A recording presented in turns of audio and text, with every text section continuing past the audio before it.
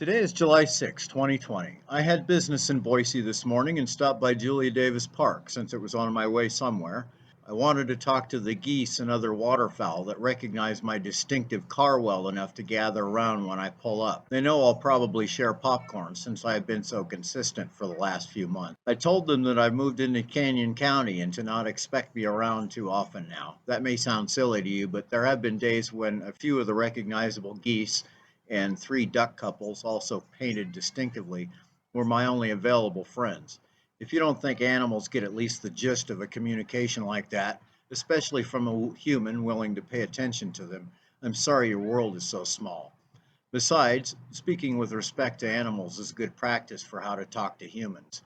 Polite speech is the lubrication of human interaction. Anyway, I stopped at the Winco nearby to buy milk. While in that store, in Boise, whose new mayor is enough on the ball to have mandated public mask wearing, I walked right past a severe-looking woman not wearing one. Now, maybe there's legal protocol for dealing with that. I assume Boise police are supposed to enforce laws. The entrance doors are clearly marked, but understand, not every store gives employees permission to deal with this new, somehow politically charged issue, so I don't fault Winco. Here's some context. When I have to get around a thoughtless driver slowing me down and clearly endangering drivers and pedestrians because she or he is using a cell phone while driving, now also illegal in this jurisdiction, I usually yell loud enough for other drivers in the vicinity to hear. A week ago, the driver was being so careless, I yelled, "Put down the phone or pull over. If you don't, I will personally run you off the goddamn road." And I meant it. Years ago, when mobile phones were new, I witnessed a careless driver in San Diego severely injure two children. If the cops hadn't been there in a flash, I might have kicked the perpetrator to death myself. There's laws and technicalities on the books I care little if they are enforced. There's other laws, mostly dealing with private behavior and no identifiable victims, which I think should never be enforced. Most laws, however, are legitimate in the sense that when everybody follows them, everybody is safer. That's why laws exist. If you don't understand there's a difference between a political and medical quarantine, you have other gaps in your education besides science that I suggest you alleviate. This planet has suddenly become a lot more dangerous.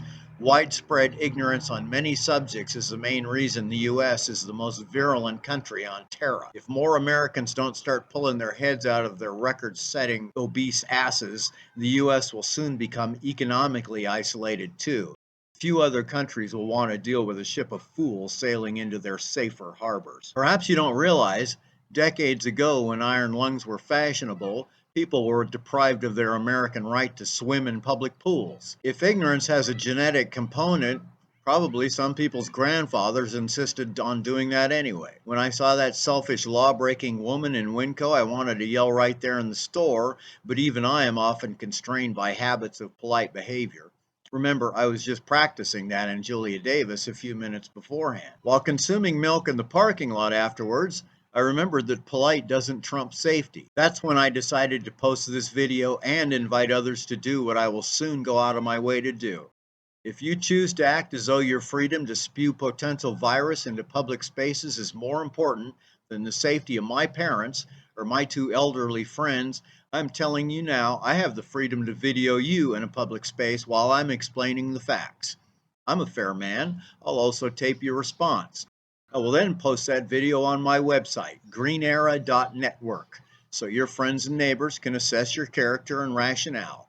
If you want to go maskless during a pandemic, do so proudly in my presence. I'll make you famous. Furthermore, if anybody anywhere in the world wants to take such a video or snap a pic and send it to me, please tell me where and when, and about the current regulations and/or the state of infection where the video or picture was taken. I'll post those here too. If you believe your freedom and faith and willing ignorance of grade school science will save you from normal consequences, that's fine, as long as you're not endangering others. Try this instead. Heat some water to 212 degrees Fahrenheit. That's 100 degrees Celsius. Science says that's boiling, but you need not believe in science if you have enough faith in the supernatural. Pray or meditate or chant or whatever is your practice, then stick your hands into it and leave them there for a minute. Maybe divine providence can overcome the real-world limits us poor mortals contend with. If you want to send me a video of your faith in action in this way, I promise to post it with no additional commentary. regardless of how your experiment concludes. This is a good test of faith-based anti-science living because it will have zero impact on the innocence in your environment. Suddenly, I'm really looking forward to buying milk in Boise again. I might drink a lot of milk during a day trip. My name's Jim McGill, and I might care more about your family, whom I've never met, than you do. I have no compunction against documenting dangerous fools in the green era. Join me if you'd like. Membership is not required to participate in either offer.